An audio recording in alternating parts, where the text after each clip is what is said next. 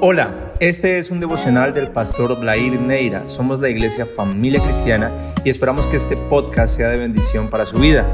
Le animamos a escucharlo en familia y a compartirlo con otros.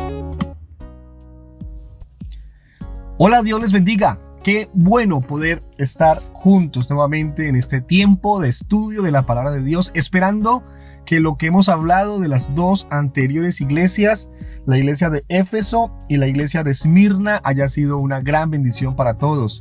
Esperamos sigamos creciendo juntos en este aprendizaje, conocimiento, buscando más de la dirección de Dios para nuestra vida. Nos corresponde hoy hablar de la iglesia en Pérgamo. Les leo la Biblia en el segundo capítulo de Apocalipsis, versículos 12 al 17. La Biblia dice: y escribe al ángel de la iglesia en Pérgamo, el que tiene la espada aguda de dos filos, dice esto: yo conozco tus obras y dónde moras, donde está el trono de Satanás, pero retienes mi nombre y no has negado mi fe, ni aun en los días en que Antipas, mi testigo fiel, fue muerto entre vosotros, donde mora Satanás. Pero tengo unas pocas cosas contra ti, que tienes ahí a los que retienen la doctrina de Balaam, que enseñaba a Balac a poner tropiezo ante los hijos de Israel, a comer de cosas sacrificadas a los ídolos y a cometer fornicación. Y también tienes a los que retienen la doctrina de los nicolaitas, las que yo aborrezco. Por tanto, arrepiéntete, pues si no, vendré a ti pronto y pelearé contra ellos con la espada de mi boca. El que tiene oído, oiga lo que el Espíritu dice a las iglesias. Al que venciere, daré a comer del maná escondido y le daré una piedrecita blanca, y en la piedrecita escrito un nombre nuevo, el cual ninguno conoce, sino aquel que lo recibe. Para comenzar, quisiera mencionarles un poco la situación de la iglesia de Pérgamo. Pérgamo es una pequeña ciudad ubicada muy bien geográficamente en un punto elevado, y se hacía un sitio atractivo para la fabricación de templos dirigidos a dioses falsos. Por eso allí encontrábamos el templo de Zeus, el templo de Dionisio, había adoración a dioses diferentes, en fin, había un sinnúmero, un conglomerado de divinidades puestas por hombres para seguir dañando la fe de muchos. Por eso la Biblia dice que Pérgamo, la iglesia de Pérgamo, estaba en medio de donde moraba Satanás. Recalquemos que el versículo 12 inicia diciendo que hay que escribirle al ángel de la iglesia en Pérgamo, refiriéndose al destinatario de la carta, del documento, refiriéndose al pastor, a la iglesia, pero que también se da a conocer la condición de la iglesia. El versículo 13 dice: yo sé dónde moras, donde está el trono de Satanás. Había una completa perdición en aquel entonces, en aquel tiempo, y eso pues por supuesto afectaba el crecimiento, la iglesia. Era una tarea muy ardua, muy difícil. El versículo 12 dice: el que tiene la espada aguda de dos filos, dice esto. Entonces hay una descripción de nuestro Señor Jesucristo. Él mismo se da a conocer como el que tiene la espada de dos filos, y solamente quiero hacer una mención de ello. No habla de una espada como en otros textos, corta, defensiva, sino que habla de una espada de ataque muy larga, con muchas propiedades, de doble filo.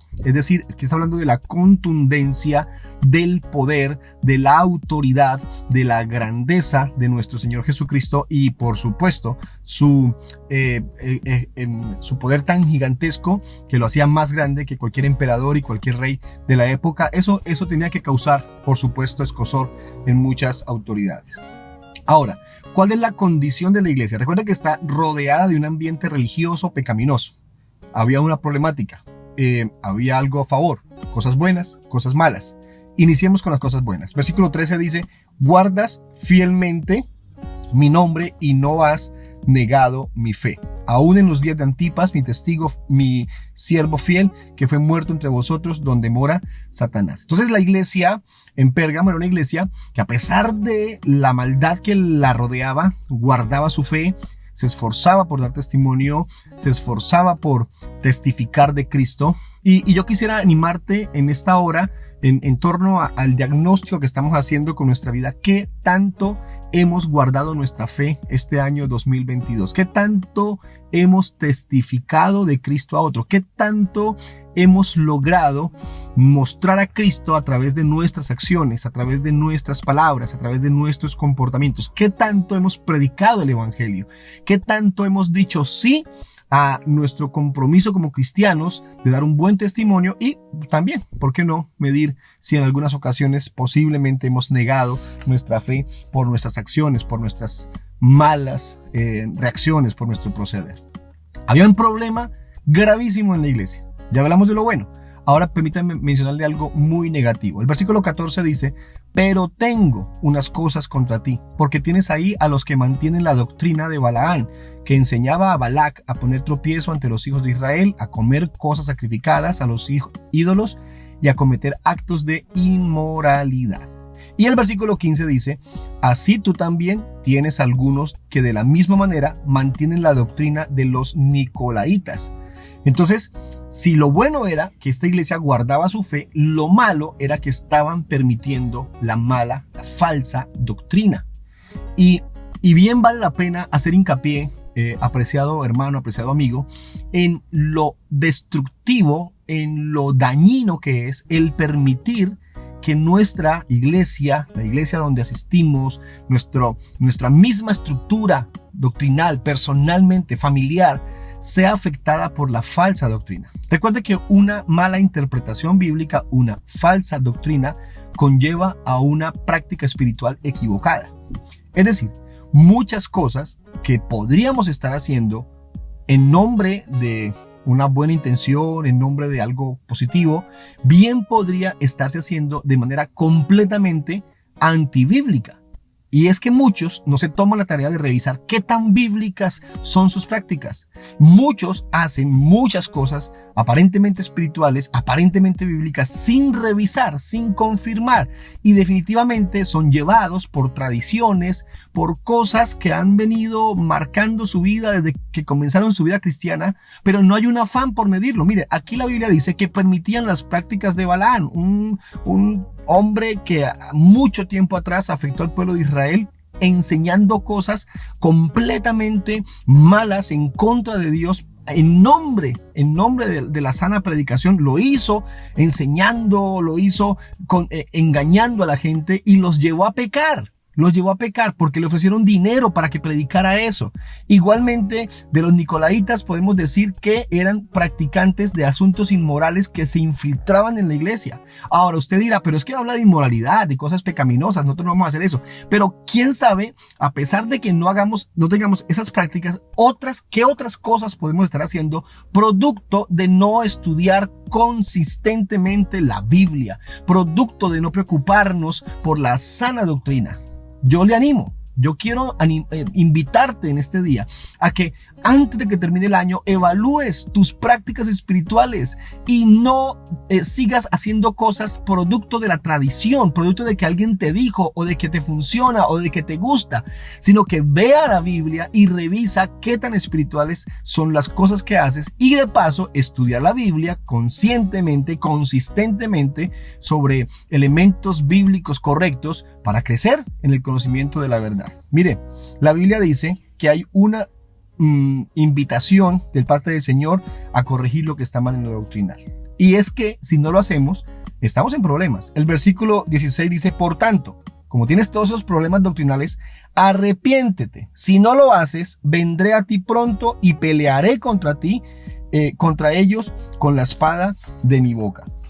Tenía que haber un arrepentimiento en la iglesia de Pérgamo y un esfuerzo por poner en orden todo lo que estaba mal en lo doctrinal. Yo quiero decirte, es necesario detenernos, es necesario parar y decirle no más a estar comiendo entero algunas cosas, a estar siguiendo predicadores producto de que nos gusta, nos simpatiza, nos caen bien su forma, su estilo, para ir a la palabra y revisar qué tan bíblicos son y poner las cosas en orden.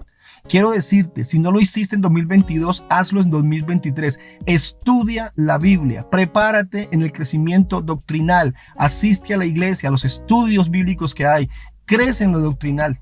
crece en lo doctrinal. Si creces en lo doctrinal, conocerás más a Dios, lo conocerás mejor, entenderás mejor el evangelio, tus prácticas serán mucho más espirituales.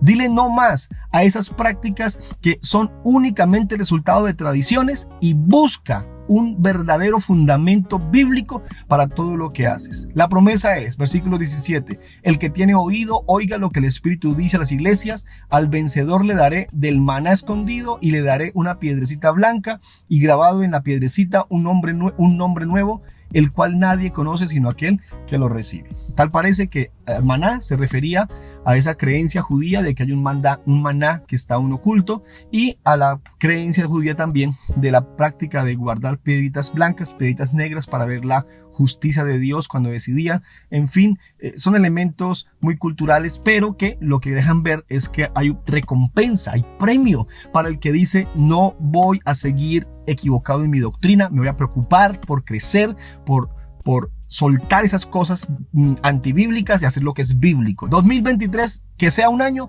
para crecer doctrinalmente, para fortalecernos en el estudio de la palabra. Oremos. Padre, esperamos de ti tu ayuda para lograr estos propósitos, para poder servirte y creciendo en el conocimiento bíblico, para no permitir, como la iglesia de Pérgamo, ser infiltrados por doctrinas falsas, sino que nos preocupemos muchísimo por crecer en lo doctrinal y de esta manera agradarte como corresponde. Te exaltamos, te adoramos con todas nuestras fuerzas, en el santo nombre de nuestro Señor Jesucristo. Amén y amén. Muy bien, mis hermanos, mis amigos, mañana la iglesia de Tiatira, y ahí seguiremos estudiando la palabra de Dios. Dios les bendiga, que tengan un excelente día, que Dios les ayude en todo y el Señor prospere cada uno de nuestros planes y proyectos. Dios les guarde. Esperamos que este mensaje haya sido de mucha edificación para su vida. Le animamos a estar atento a nuestra próxima publicación.